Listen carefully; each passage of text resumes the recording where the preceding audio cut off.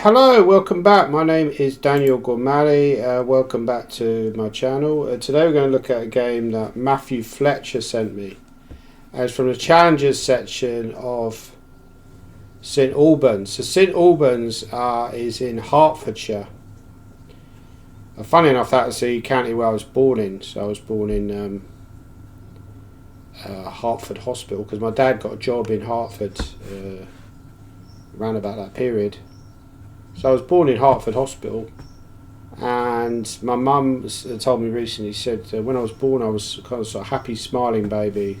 I probably sort of made this joke before, but it's not a joke, it's true, right? And she would take me around the ward and show me off to the nurses would actually take me around the ward and show me off to the other mothers in the maternity ward because I was such a sort of like smiley, happy baby, but obviously something went wrong along the way, right?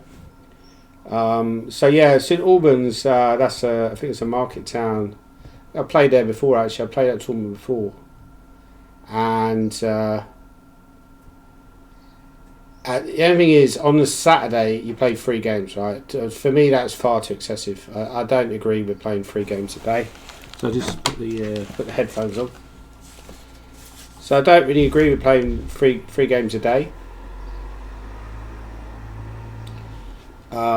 But it is what it is, as you know, a great man once said. So let's have a look at his game. He was black in this game, and he plays the French defence. Funny enough, I'm writing a chessable course on how to beat the French defence at the moment, so try and watch out for that course. So I believe that the best reply is probably knight d2 or knight c3, but e5 is obviously critical as well. And black played c5. White, so this is the move that you need to play. That was Aaron Summerscale years ago. He said to me, all you have to remember in the French is to play the move c5 and the pawn move f6. So in every opening is typical pawn breaks that you will have, like for example the Grunfeld, you often play the move c5. Sometimes later you play the move e5, you often play f5 as well later on.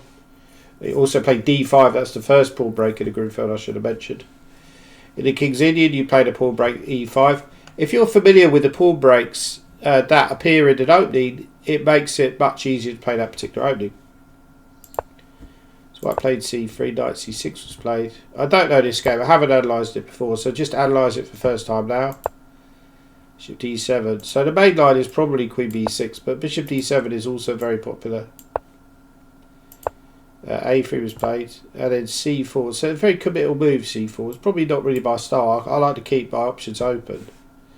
So I probably wouldn't play c4 as black. I have seen this kind of idea before though. The idea is you put the knight on a5. And white went knight d2. So knight a5 was played. So if you go here, I think the issue potentially is, could you do this, right? And then go here. Yeah, it's kind of an awkward pin, right? Because here's just going to drop the queen, which you're not going to get. I mean, you do have a check, but then king e7, knight's hanging, bishop g5 could be simply met by f6. So that should be good for black. And well, you can save the material with this move, but then queen b6 is possible. And after rook b1, well, maybe I can get away with rook c8. Yeah, it feels awkward. So I don't think b3 is a very good move. I have seen in some situations where white would either play b3 or b4 and after take, just play this. It's also a possibility. That makes more sense actually. But then maybe b5 would be played, and after this there's also a possibility to go knight c4, so yeah. So white went bishop e2, keeping the options open, seems sensible enough. Bishop c6, so you're played by, Matthew is played by he's actually posts on Twitter as well. I think it's something like Multi or something like this, Bilty. I'll try and leave a link to his Twitter account down below.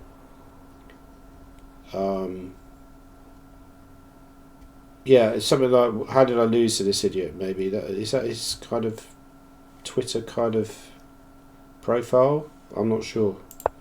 So queen d7 was played. Yeah. So I think black is intending to castle queenside. Queen e1. Weird looking move, but white wants to go bishop d1 to c2, I guess. Which makes some sense again. I suppose the problem is when you go bishop d1, I'm going to meet that with bishop a4. So bishop a4 was played actually just preventing that, which seems like a good move. And then white played bishop d1 anyway. Generally speaking, in the French, it's strategically advantageous for black to exchange the light square bishops, because this bishop is often a problem piece for black in the French defence because it's blocked by the pawn chain on e6 and d5. And the other thing is that the white light square bishop is actually a very strong piece, because firstly you've got your pawns in this structure on dark squares, which helps the bishop to have a lot of potential. And also in many situations, okay, black is casting queenside here possibly, but many situations that bishop could be either on c2 or d3 and could aim at the black king side. So you generally want to exchange that bishop off. So the fact is that white offer that exchange feels slightly odd to me, but I suppose the question is, what other options did white have?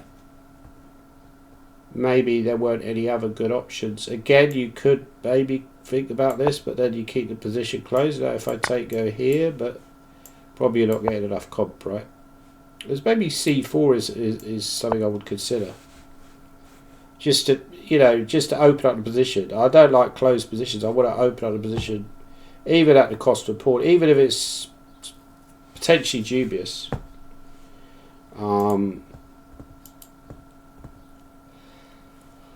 But it's also possible back could be moving the knight as well. Yeah, I've just been for a walk already today. I've already done over 12,000 steps. It's quite a lot. Quite tiring actually doing that much, but I feel like I need to keep the fitness levels up. Yeah, so I don't really like what White has done in this game. It feels strategically wrong-tooled. It feels like black's strategically better. You want to keep pieces on, right? It doesn't feel like I would consider it like queen e2. Just keep, possibly with the knight and then push the pawn. I don't really like White's position very much anyway.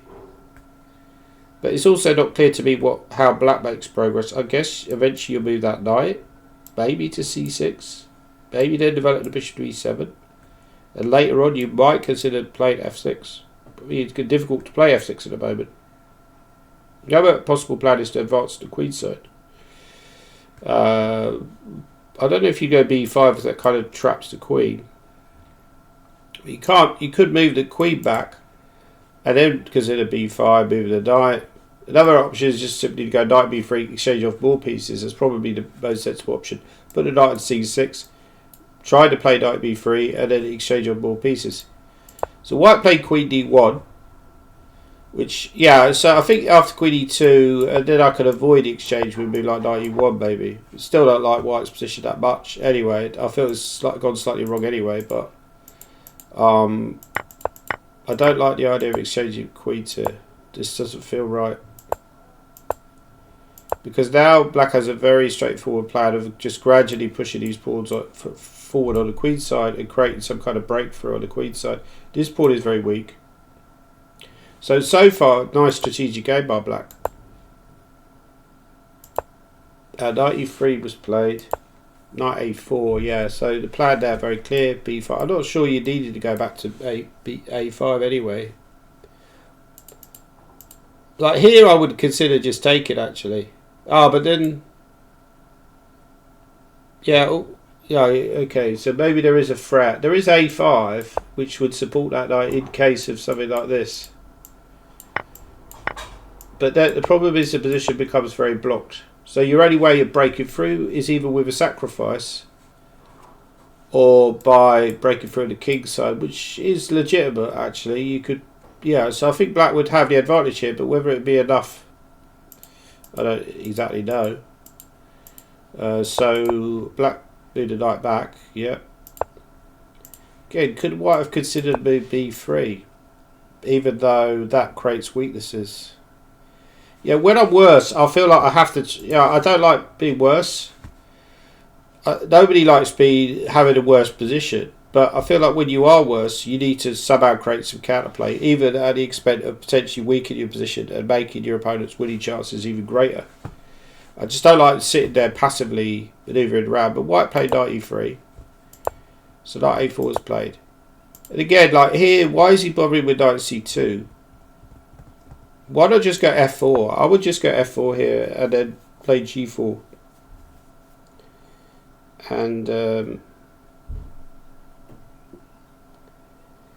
I mean, it might seem complete. Yeah, I'm just wondering if that is a move. But the problem with that move is you've got rook a1, for example. So I'm thinking my idea is to do this. Hit both rooks, which is very aggressive. I don't know if that's good for black anyway, but you will get 2 pawns for the rooks, I guess. Well, you'll get a. Sorry, you're gonna have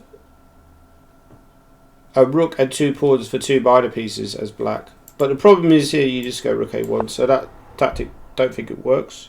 Oh no, it's still knight b. No, knight b2, rook here, knight b2 is possible, but looks very dubious. I think I could just move the rook actually, and then I mean, how do you save this piece? This has gone wrong because.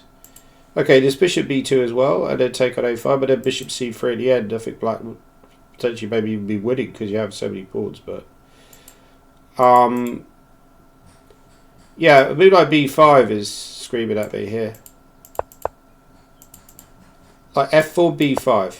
But I don't understand knight c2. I guess he wants to block with knight b4, right? Now he went f4, right? Yeah, so at least it's the right plan now.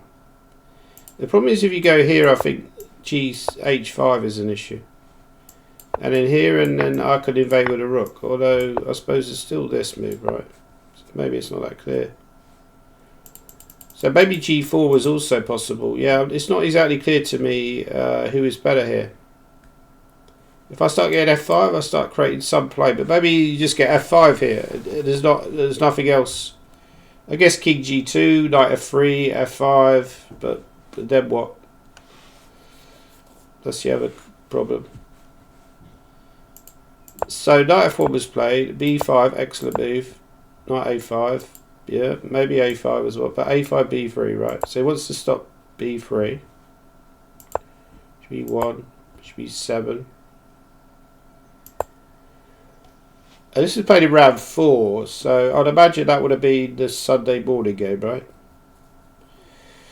Has anyone got any experience of dramatic morning games that they once played in the past? I once played a game in a French tournament that started at 8:45 in the morning, which was quite brutal. And I ended up getting into an argument with a guy. So I was chatting with him during the game. He was Belgium, actually. He was from Belgium. I was chatting with him during the game. We were spoken outside. It was the period where I was spoken. It was in Le Touquet. But then at some point after the draw, he declined. And so the opening went wrong. It was some kind of Tromposky. The opening went wrong. I was worse. So after the draw, he declined. He played on. And later we were chatting outside. Because we were chatting, he seemed to assume that he had like a draw whenever he wanted it. So later on, he offered a draw back. And I declined. And then when I won, he started complaining about my behaviour, saying this is like immoral. And, you know, I had a draw whenever I wanted it. I thought this is very strange behaviour. I'm you know, at that point, I think I was already a GM as well. Maybe. So very strange the way the guy behaved, and he even like booed me at the prize giving later in the tournament. So yeah, you do get weird experiences sometimes in chess tournaments, and that was one of them. Weird and unpleasant experience, I would have said. But yeah, the plan now for black is very obvious. Yeah, now this already looks very good for black. I can move the rook to b8, so I would predict to move like rook. I would probably play a move like rook hb8. I don't know the move, so that's yeah, that's exactly what he played. Very good. Yeah, so he played a move that a GM would play. Yeah, the knight d1. Now Okay, I could take, but I'm probably going to double, right? Probably with something like rook b6 or rook b7. Maybe not rook b5 because then he'll get knight c3 with tempo. But also rook b5 is also good. But I guess it's b3, right? Also have to, there's some issue if we go b3. So the other option is maybe knight a5 just to stop. Knight a5 might be good. So he's really like the tango with the knights. No, rook a7, yeah. So he tried a doubling. b3 presumably doesn't quite work. He did try b3. You got to try something, otherwise black will win strategically, I guess.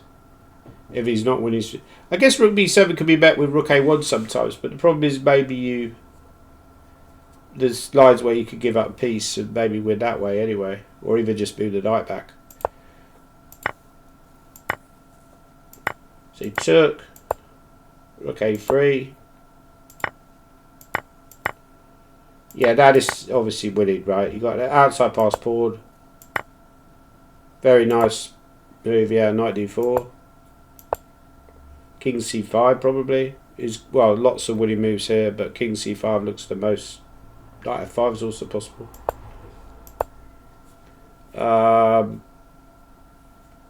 Well, there's also b2 because b2 king c3 of knight e2, and then you shred the f4 pawn, which is completely winning. So he did go b, yeah. So obviously white would allow it. So he would beat the knight back. Now, lots of winning moves. Knight b5 looks winning. And if king c2, king d4, king takes, just, well, you're going to win the king side probably. Like king e3, g3, king f2, and then go to g2. But probably there's something simpler than that. Yeah, he went g5. Now maybe knight c6 is winning. Or not, yeah. And then just take the pawn, right? And then move the king, like king b5, oh, king d6, I guess. And then maybe knight d3 check, or well, anything wins now. You're 2 pawns up with a beautifully centralized position. Knight g4 is also, every move wins now, it doesn't really matter. Knight e3, and then knight f1 is good enough. Or knight f5 or king e5, every move wins. Knight f1, yeah. So he's going to try and attack this pawn. So king here, it looks, bring the king to g3 is one way of winning. Yep. Take the pawn. Yeah. So overall, a great achievement by black, I would say. I mean, how accurate was that game? I'm not sure how accurate it was. I would guess that black was something like 94%. Somewhere in the 90s, I would say 93, 94. And white was maybe quite significantly lower, maybe like 83% or something. So it's enable. Wow, it's as high as 97%. That's very high, actually. It's pretty high, yeah. That's GM level, basically. To play one in, especially on in a weekend tournament. So simple position to play for black for the opening, but still very impressive. What was the computer say? Did the computer come up with any improvements for white? So c4 was played. Bishop e2, reasonable move, yeah. So I would say when you annotate it was bishop c6. Was that actually the best move? Maybe not. That wasn't even the best move, right? So maybe bishop c6. I would even give. It's okay. There's actually even a game John Nunn, Danny King, which was 1997, way back. Although by then, I mean, John Nunn had already been playing for many, many years, and even Danny King was a very experienced player by that period.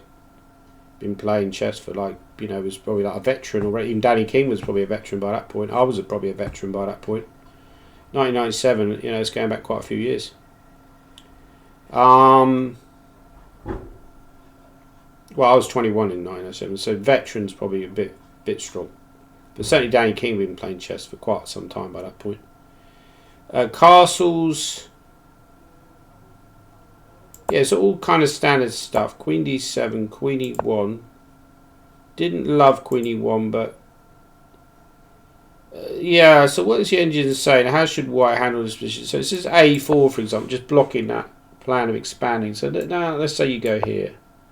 This is a tough position to play. So what should white's plan be?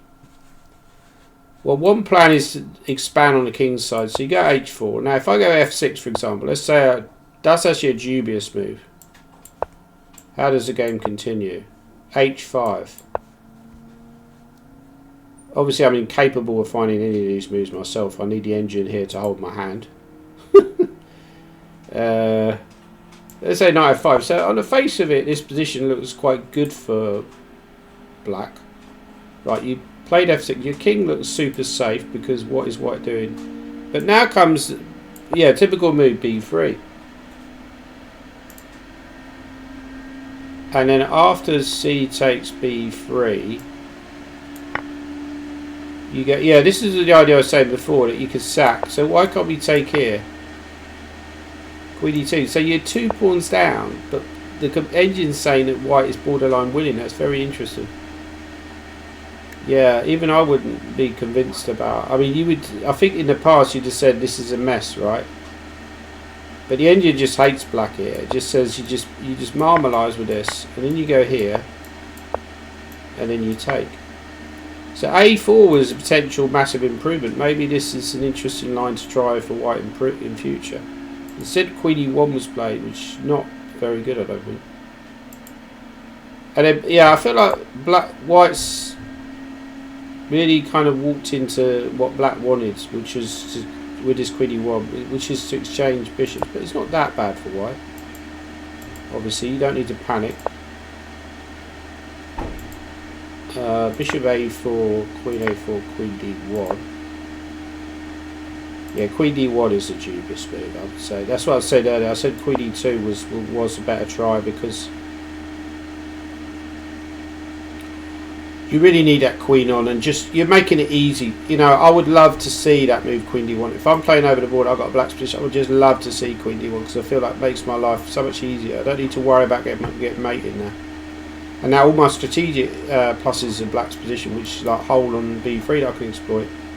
You know, I can now grind away nicely in the ending.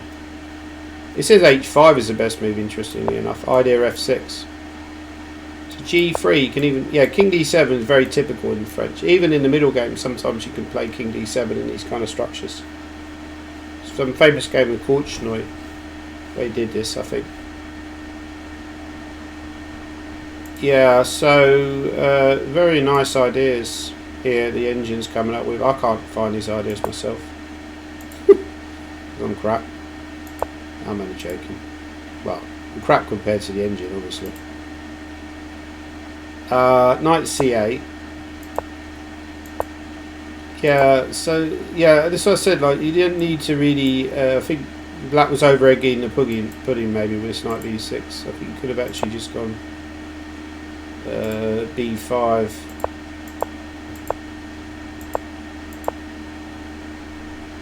Yeah, I said like f4 at some point. I would just go f4 here. This is what I said. I said knight c2 looks a bit strange to me. I would have just gone f4. I think I would say this is just unclear because you're going to get your f5 moving, which is quite a good space gainer for white. You know, you got to fight back when you're under pressure like this. You don't start playing moves like knight c2, which don't really achieve anything. You've got to find a plan. You know, the computer plays with purpose, right? It goes f4, it wants to play tactically, it feels optimistic, it feels like, you know, white will create chances. How is it ever going to create chances if you put knight on c2? It's too defensive, it's too passive. So always look, when you're playing, always look to try and create chances, try to play with purpose. Knight f1, yeah. Yeah, so this is all very good by black, but it's like white is not really playing with. Yeah, he's gone back to d2 now again. Like there's no idea of going g4. It does eventually go g4, but it's a little bit. I think it does eventually go g4, right? Or maybe it doesn't. Never goes g4. But knight coming back to d2 didn't make much sense. Yeah, I didn't like that. It doesn't like that either. It seems a bit odd to me to go bishop h4. I don't quite. I mean, sometimes a good idea to exchange pieces. The more you exchange, the more significant your weakness on b2 is. So that the computer doesn't like that for that reason. And now we get this kind of attack on the queen side. Seen in so many strategic games, so many games when black manages that breakthrough on the queen side and the French. This is why the French is a strategically dangerous opening for white to face. Like in this game, white didn't do anything terribly wrong, didn't make any blunders, yet was already strategically lost after move 32 because he didn't play with the correct plan, and black managed to just slowly build up and break through with this very nice idea of going b5, b4. So I said knight a5, so that was actually the top move. So yeah, I just wanted to stop b3 completely, and that was a blunder. So white should have just waited. It's very hard to wait in passive positions. It's one of the toughest tasks in chess. When you're worse, yeah. So black eventually broke through, won the game, and pretty much played perfectly after that. So very nice game there by Matthew. If he wants to send me more games, Matthew, if you're out there, if you want to send me more games, send me more games. But yeah, please guys, please send me your games. I'll leave a link down below. If anyone's interested in coaching, I can tailor a course for you to help you improve. And I tend to work a lot on psychology of chess. Also calculation is very important, I feel. And yeah, I'd also talk about annotations a lot. So I would annotate this without the engine, and then maybe at the end I would check with the engine. So I might give bishop d1, for example. Okay, I don't know where the where you could put the. I might give that a question mark, right? Could I make a study page? Yeah, no. Okay, it doesn't matter anyway. But I might give that a question mark. You know, don't annotate with an engine. Annotate it by yourself, and give evaluations. Say that after bishop d1, it doesn't. Don't give the evaluation because what the engine is telling you.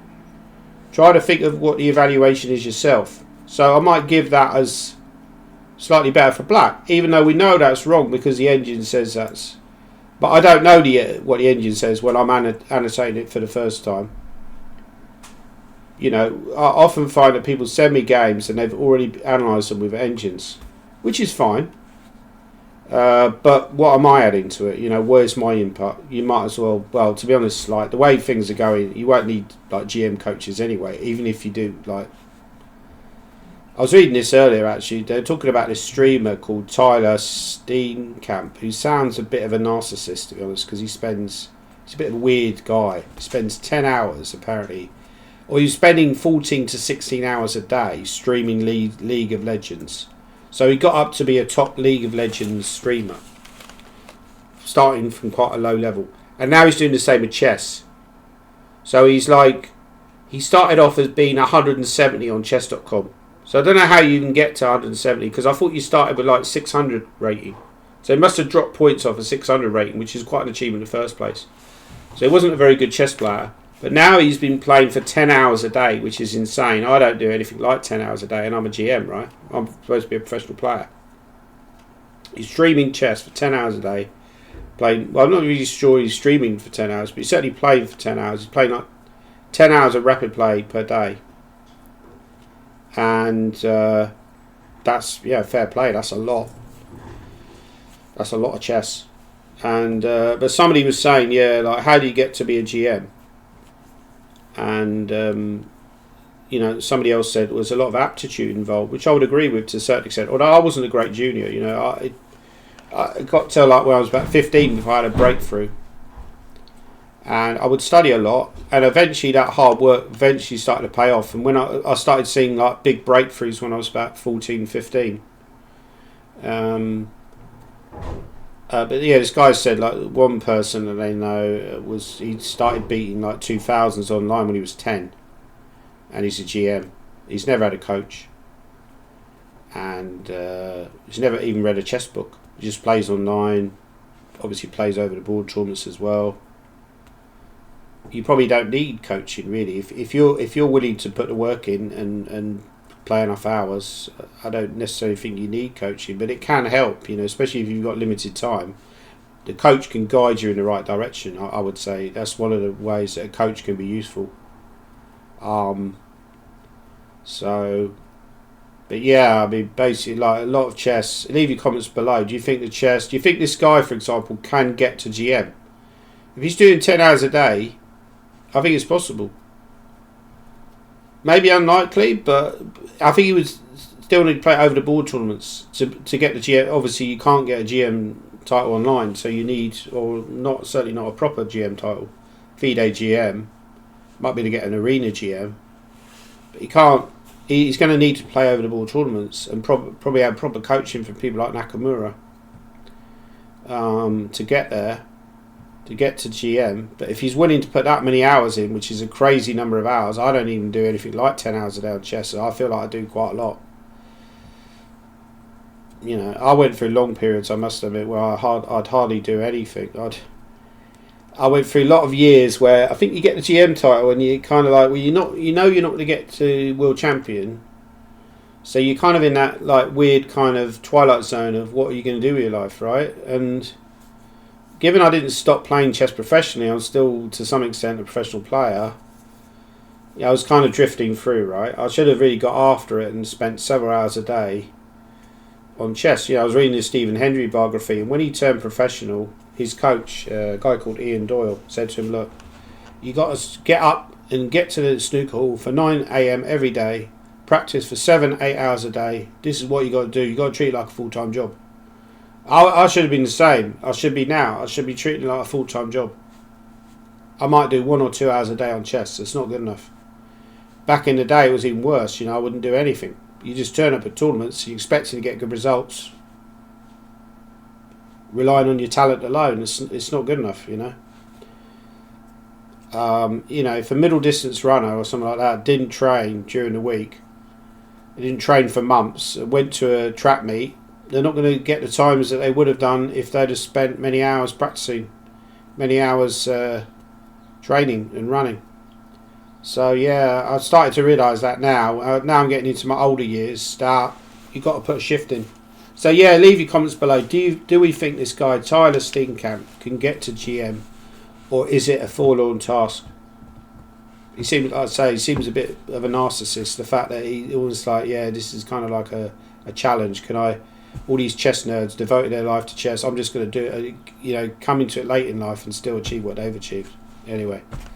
Thanks for watching, and please send me your games in the future.